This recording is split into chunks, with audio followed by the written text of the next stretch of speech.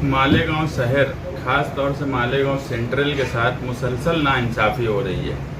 हम देख रहे हैं कि मालेगांव आउटर में जो काम हो रहा है सरकारी फंड से और कारपोरेशन के बजट से, पिछले 2 साल से ऊपर का अरसा हो चुका कारपोरेशन पे प्रशासक राज है। प्रशासक राज का मतलब है कि सरकार का राज है। हमें तरक्की के नाम पर मालेगांव शहर में ये बताया जाता है, या न्यूज़ यूट्यूब पर इफ्तिताह ये नाम से ऐसा लगता है कि करोड़ों का काम हो रहा है, मगर जब हम ज़मीन पर आते हैं और देखते हैं तो मुसलसल मालेगांव शहर बदहाल है। यहाँ पर रोड के नाम पर आज भी मुज़ाफ़ात के कई हिस्से वीरान पड़े हैं। इफ्तिताह तो कई चीज़ों का होता है मगर कभी काम नहीं होता। और दादा भुसे जो पालक मंत्री हैं नासिक ज़िले के, इससे पहले भी हम बोले कि पालक मंत्री जो है वो पूरे हलके का, पूरे ज़िले का पालक मंत्री होता है। हमको कोई गवर्नमेंट का फंड नहीं मिलता। और आज के मौजूदा आमदार जो है 2-4 काम लेकर ऐसा बताते हैं कि उन्होंने काम मंजूर किए। पीछे जब 5 साल शेख आसिफ खानवादे का कारपोरेशन पे राजपाट रहा, उस वक्त भी सारे कामकाज दादा भुसे की मर्जी से ही किए गए। ऐसा क्या जादू है दादा भुसे के अंदर कि माजी आमदार और आज के आमदार ये दोनों उनके रंग में रंग जाते। जब जैसा मौका मिलता है मंत्री साहब को वैसा फ़ायदा उठाते, मगर मालेगांव की बदहाली पर ये नहीं बोलते। आप देखे होंगे कि हमारे मौजूदा एमएलए उस तरफ के इफ्तिताई प्रोग्राम में हाजिर थे। दादा भुसे साहब का कोई बड़ी उनके सर पर अगर कुछ कचरा या कुछ आ गया तो उसको साफ भी कर रहे थे। ये जी हुजूरी कहीं ना कहीं मालेगांव शहर का दबदबा कम कर रही है, जबकि होना ये चाहिए था कि वो इफ्तिताह में जाने से पहले उन्हें मालेगांव शहर और ख़ास तौर से मालेगांव सेंट्रल की जो बदहाली है उस पर बात करना चाहिए थी। नियोजन समिति में वो हैं, नियोजन समिति में होने के बाद भी हमें कोई फ़ायदा नहीं होता। अभी जो है 130 काम का टेंडर PWD से निकला। हमेशा ये हुआ है कि कारपोरेशन अगर कोई फंड देती है यानी हिस्सेदार होती है तो उसका टेंडर हमेशा कारपोरेशन से निकाला जाता। इसमें 130 काम में लगभग 35 करोड़ का ये काम है, जिसमें 30% कारपोरेशन का है। और अगर ये काम अबों में गया तो वो भी जनरल फंड से दिया जाएगा। ये 130 काम में हमको सिर्फ 10 काम मिला है मालेगांव सेंट्रल को, और वो 10 काम की लागत लगभग 5 करोड़ 25 लाख रुपया है। और हमारा पैसा जा रहा है 12 करोड़ जनरल फंड से। उस पर भी जब ये 8-10 काम जो है इसको ये बताया जाएंगे कि गवर्नमेंट से बात करके या मंजूर करके लाया गया, मगर सच बात यह है कि अगर हमारे जनरल फंड का हिस्सा ही हमको मिल जाता तो हम 12 करोड़ का काम कर लेते। ऐसा ही फैसला इससे पहले शेख रशीद खानवादा जब था, इन्होंने ठहराव करके 100 करोड़ का दिया था। आज भी हम उससे महरूम हैं। मिर्ज़ा गालिब रोड जैसी इफ्तिताई प्रोग्राम को लगभग 1.5-2 साल हो गया, आज भी वो रोड नहीं बनी। नुमानी पुल के सवाल पर मैं उस वक्त भी ये बात बोला था कि जब ये सब ब्रिज मंजूर हुए थे जिसका इफ्तिताह है, जब उस वक्त के कमिश्नर के पास मैं बैठकर नुमानी पुल की बात बताया तो उनको इल्म नहीं था। उसी वक्त बच्चाओ साहब को बुलाया गया जो सिटी इंजीनियर है, और उनको कहा गया कि यार ये ब्रिज का काम मंजूर करो। और मैं उस वक्त ये बोला था कि सैंडवे ब्रिज की ज़रूरत नहीं है। आज भी सैंडवे ब्रिज को पैदल के लिए ही इस्तेमाल किया जा रहा। बनने के बाद वहाँ जीना बना दिया गया पैदल आने जाने के लिए। वो सैंडवे ब्रिज उस वक्त भी पैदल आने जाने के लिए था, कोई ज़रूरत नहीं थी। वो मैं ऐसा मानता हूँ कि वो तारीखी ब्रिज था, उसको तोड़ने के लिए भी बहुत ताकत लगी, बहुत वक्त लगा, मगर बिला वजह तोड़कर वो बनाया गया। और उस वक्त कमिश्नर को मैं बोल दिया था कि अगर तुमने नुमानी ब्रिज का फंड नहीं दिए तो मैं एक भी ब्रिज बनने नहीं दूंगा। और इस बात पे उन्होंने कहीं ना कहीं वो काम आगे बढ़ाया, मगर उस वक्त भी मौजूदा एमएलए वहाँ पर नुमानी ब्रिज पर आए। मैं भी गया, 2-3 मेरी मीटिंग हुई, 2-3 बार मेरी प्रशासक से उस वक्त की मीटिंग हुई, ये भी गए। ऐसा लगने लगा कि मेरी वजह से काम रुक ना जाए। तो मैं ये बोला कि यार ठीक है, आप काम कर लो। मैं मीडिया के सामने बोला था, लगभग उसको 2 साल होने का अरसा है। और उस वक्त भी मौजूदा एमएलए वहाँ पर ये बोले थे कि मैं वो काम 2 महीने में करा दूँगा। आज 2 साल का अरसा हो गया, सिर्फ बात हो रही है कि हमारा बजट मंजूर हो गया, हमारा ये हो गया, वो हो गया। और यहाँ का तुम देखेंगे सैंडवे ब्रिज बन गया, एक ब्रिज और बन गया। बोलने का साफ मतलब ये है कि हमारे सेंट्रल का पैसा मुसलसल मंत्री साहब अपने हिस्से में इस्तेमाल कर रहे हैं। उसके बाद भी आजी माजी आमदार कुछ भी नहीं बोलते, उनके प्रोग्राम में जाते हैं, उन पर कोई बात नहीं बोलते कि यार शिवाजी पुतले को बनाने की कोई ज़रूरत नहीं थी। आपको एक बात मैं बता दूं कि शिवाजी पुतला मेरी मालूमात में लगभग 40 साल हो गया वहाँ बने हुए। वो 2 टांग पे खड़ा है, पूरा लोड आगे। जब इसका स्ट्रक्चर ऑडिट किया गया इस पुतले का, तो ये बोला गया कि ये अभी और 50 साल चलेगा। तुम देखेंगे तो शिवाजी पुतले को हटाया ही नहीं गया, वो पुतला वैसे ही है। यही सरकार में 8 महीने में पुतले गिर गए शिवाजी महाराज के ही, मगर ऐसा कुछ भी नहीं हुआ। वो पुतला जिस वक्त बना था, बोलने का मतलब ये है कि पहले जो काम होता था इस शहर में उसकी क्वालिटी क्या थी कि 2 टांग पे खड़ा पुतला जिसका लोड पूरा आगे है, टेक्निकल कितना मजबूत काम किया जाता था कि इन्होंने चाह के भी, मुझे ये लगता है कि अगर वो पुतला निकाल के दूसरा बनाते तो 2, 5, 10 साल में गिर जाता, मगर वो टेक्निकली इतना अच्छा बना हुआ है कि उनको निकालने की ज़रूरत नहीं पड़ी। मेरा ये बोलना था कि वो ज़रूरत ही नहीं थी वहाँ पर, मगर अब उस हिस्से में रोड गटर सब अच्छी बन गई तो अब तज़ीनकारी हो रही है। और मालेगांव सेंट्रल आज भी फिरका परस्ती की वजह से और ये लोगों की जी हुजूरी की वजह से, मंत्री के सामने जो जी हुजूरी करते, मैं इससे पहले भी बोला कि मौजूदा एमएलए मंत्री के मुर्गे, वो जब बोलेंगे तो बांग देंगे, नहीं बोलेंगे तो कुछ नहीं बोलेंगे।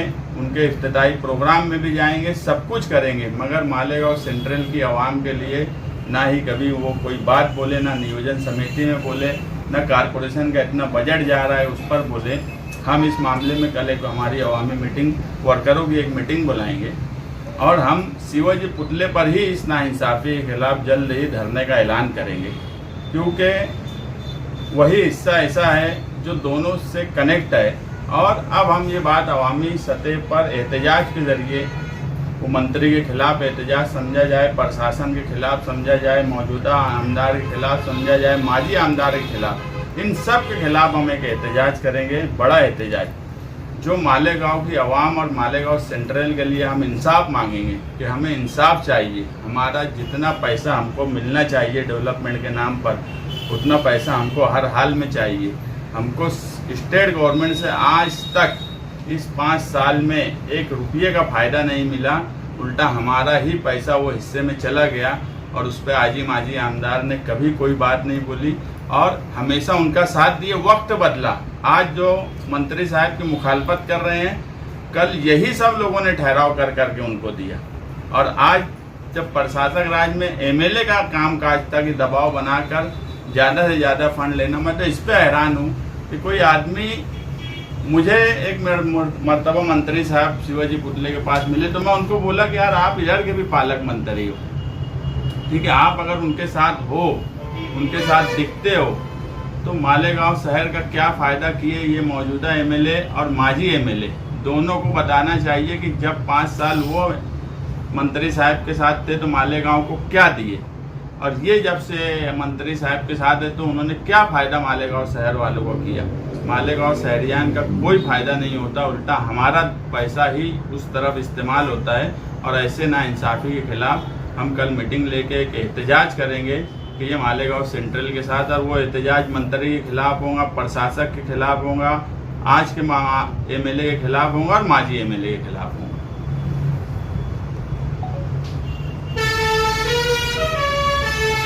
शहर में इससे पहले भी 100 करोड़ के काम आए थे,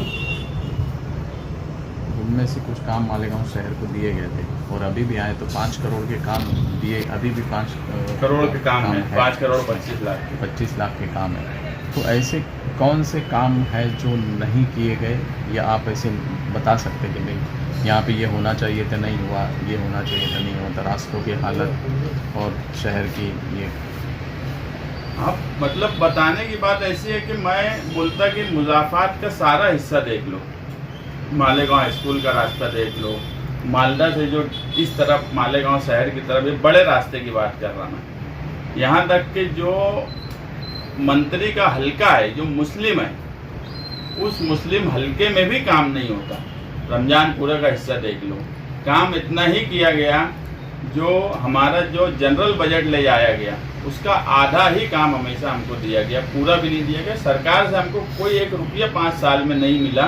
और ऐसे कई काम है। अब मिर्ज़ा गालिब रोड तो 2 साल पहले इफ्तिताह हुआ, 100 करोड़ में वो काम है, इफ्तिताह कर देने के बाद भी आज तक काम नहीं हुआ वो हिस्से में। और ये बात मैं जो शिवसेना के नीलेश आहिर है उनको मैं जब बोला तो बोले, यानी मैं नाम लेके बोल रहा हूँ, एकदम साफ बोले कि भाऊ हमारे इधर इलेक्शन है, क्योंकि उसका ठेकेदार एक ही है, उसमें भी 10% अब हो गया था, तो हमारा पैसा 40 करोड़ था, हमको मिला था 6 करोड़ रुपये सेंट्रल में।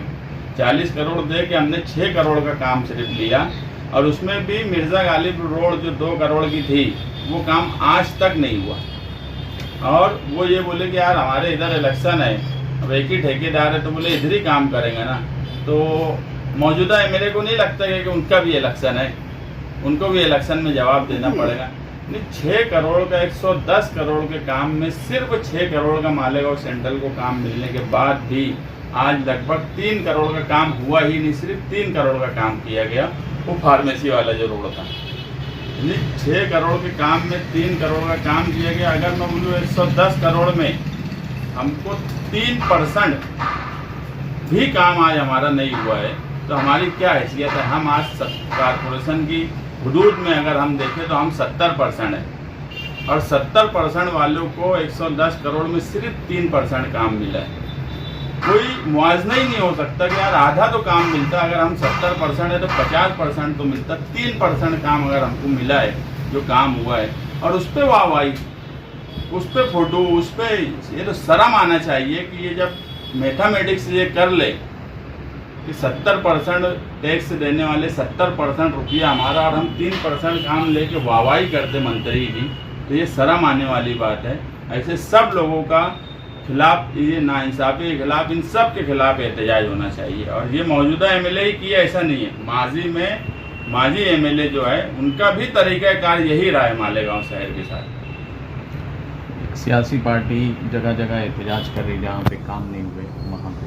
अभी इससे पहले आप लोगों ने भी इसी तरह से ये किया था। अभी क्या जो लोग एहतजाज कर रहे वो खुद चैंपियन चोर है, उनकी कोई बात मानने वाला नहीं गाँव ये, और ये नकल कर रहे। ये सब हम करके 2019 के इलेक्शन में हम ये सब दूरबीन ये सब कर चुके। इनके कहाँ गए 58 काम, आज भी इनके काम नहीं है। कहाँ गए 37 काम, आज भी इनके काम नहीं है। तुम बोल कौन रहा? चोर चोर को बोल रहा कि तू चोर है। तो ये बात लोगों को समझ में आती।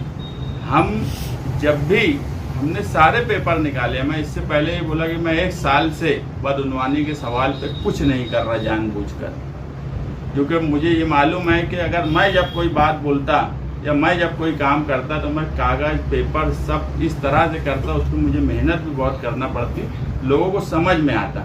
मैं आज भी सबके पेपर निकाला हूँ। माजी आमदार अगर चैंपियन चोर थे तो आज के आमदार उनके बाप ही निकलेंगे जब मैं कागजात निकालूंगा चोरी में, और रिकॉर्ड के साथ बताऊंगा। मगर अब हम भी इलेक्शन लड़ने वाले हैं, हम भी सियासी लोग हैं, तो हमारा भी कुछ प्लान है, कुछ प्लानिंग है।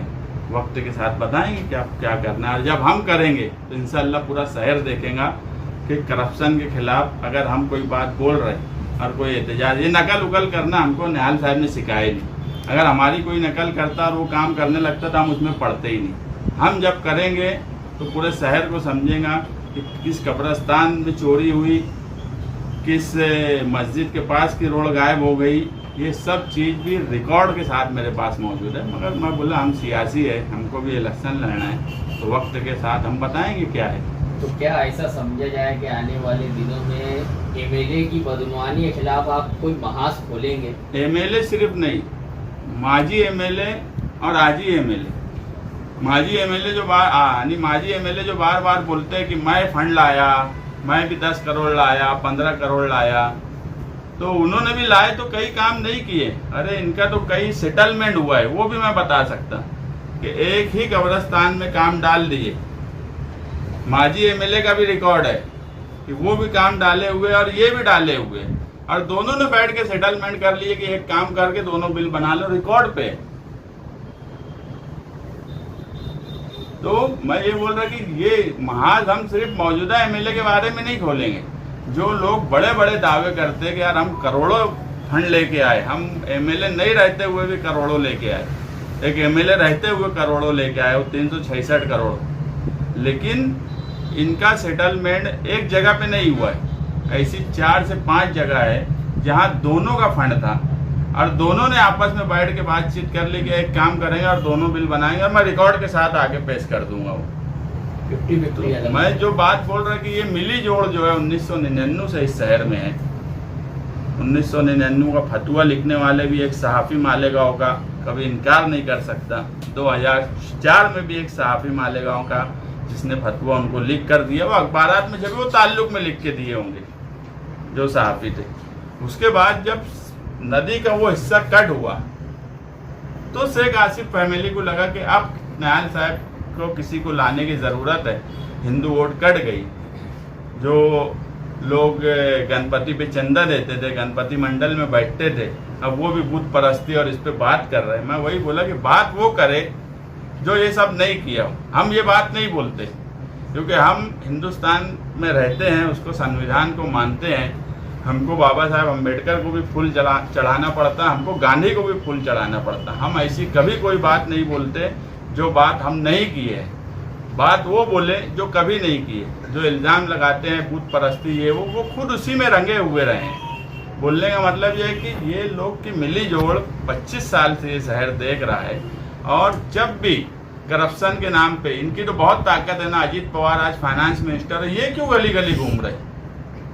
इन्होंने बैठ के फाइनेंस मिनिस्टर के पास बैठना। अजीत पवार तो आज महाराष्ट्र में एक बड़ा ताकतवर लीडर है, ये बात मैं मानता हूँ कि महाराष्ट्र में अगर आज प्रशासन पे किसी का सबसे ज़्यादा दबाव हो सकता तो वो सिर्फ अजीत पवार है। मुख्यमंत्री से ज़्यादा दबाव अगर किसी का है तो अजीत दादा पवार है। अगर इनको लगता है कि ये सब गलत हुआ है तो अजीत पवार के पास बैठ के इसकी इंक्वायरी करवा ले। ये सिर्फ नकल करने की तरफ जा रहे हैं कि हम जो किए थे वो ये करेंगे तो ये इलेक्शन जीत जाएंगे। ऐसा नहीं होता। हम अगर किए थे तो हम चोरी नहीं करते। मालेगांव शहर में एक बात तो मानी जाती कि हमारे बारे में कुछ भी बोला जाए, निहाल साहब के वक्त से आज तक हम पर ये इल्ज़ाम कोई नहीं लगा पाया कि हमने चोरी की, या कोई सबूत नहीं पेश कर पाया। हमने माजी में आसिफ शेख के ताल्लुक से हज़ारों से कागजात बांटे, सबूत के तौर पे बांटे, चेक बांटे, और आने वाले वक्त में भी दोनों के खिलाफ हम जब सबूत बांटना शुरू करेंगे, जैसे अभी खलील भाई बोले कि एमएलए के खिलाफ महाज खोलेंगे, क्या एमएलए के खिलाफ नहीं, दोनों एमएलए के खिलाफ महाज खोलेंगे। और सबूत के साथ मैं बोल रहा हूँ कि 4 ठेके ऐसे थे, मैं दोबारा बोल रहा हूँ, जिसपे इन दोनों ने सेटलमेंट किया काम करने के लिए कि एक काम मैं कर लूँगा, तुम बिल बना लेना। दूसरे काम में उन्होंने बोले कि तुम कर लेना, मैं बिल बना लूँगा। ऐसे 4 काम हुए, उसमें कब्रिस्तान भी है। जब आवाम के सामने ये सारे कागजात आएंगे तो मुझे नहीं लगता कि इन पर जो लोग एतमाद करते हैं थोड़ा बहुत, उनका भी एतमाद खत्म हो जाएगा। इस तरह की चोरियां इस शहर में की है, और उसी का नतीजा है कि आज शहर जो है पसमानदगी और डेवलपमेंट को तरस रहा है। नहीं तो मुझे बताओ आप सब लोग कि कोई हफ्ता ऐसा जाता कि मालेगांव शहर में इफ्तिताह नहीं होता। कोई हफ्ता नहीं जाता ऐसा कि मालेगांव शहर में इफ्तिताह नहीं हो रहा। 2-2 4-4 हफ्ते में इफ्तिताह हो जाते, उसके बाद भी कुछ नहीं होता। वो जो 11,000 कॉलोनी में गार्डन की बात है वो भी कभी बनने वाला नहीं, सिर्फ एक इफ्तिताह है। और ये जो PWD में एक बात बोलना भूल गया, ये PWD में काम इसलिए दिया गया है कि शिवसेना के कुछ ठेकेदारों ने मौजूदा एमएलए को ये कहा कि कारपोरेशन के बजाय यहाँ से टेंडर निकालो PWD से, तो हम तुमको ठेका मैनेज करके दे देंगे। तो वो ये नहीं बोले, उनको 5 करोड़ का ठेका मैनेज करके चाहिए ठेकेदारी के लिए। उनको बोलना ये चाहिए था कि अगर 35 करोड़ का काम है तो आधा काम सेंट्रल में दो। मगर मैं बोल रहा हूँ कि ये सिर्फ ठेकेदारी की नीयत है इनकी, तो वो ठेका मैनेज करने के लिए काम पीडब्ल्यूडी में दिया गया कि दादा भूसे मंत्री जो है उनके प्रेशर में इनको 5 करोड़ का ठेका मैनेज करके मिल जाए, ये रुपया पैसा कमा ले। काम की नियत है ही नहीं। काम की नियत होती तो ये बोलते कि इसमें से 20 करोड़ का काम सेंट्रल में दो, 15 करोड़ का उधार दो। मगर ठेका मैनेज करने की जिम्मेदारी मंत्री साहब के कुछ ठेकेदारों ने मौजूदा अंदाज से ली है, इसलिए उन्होंने ये ठेका कारपोरेशन के बजाय पीडब्ल्यूडी से निकालना तय किया।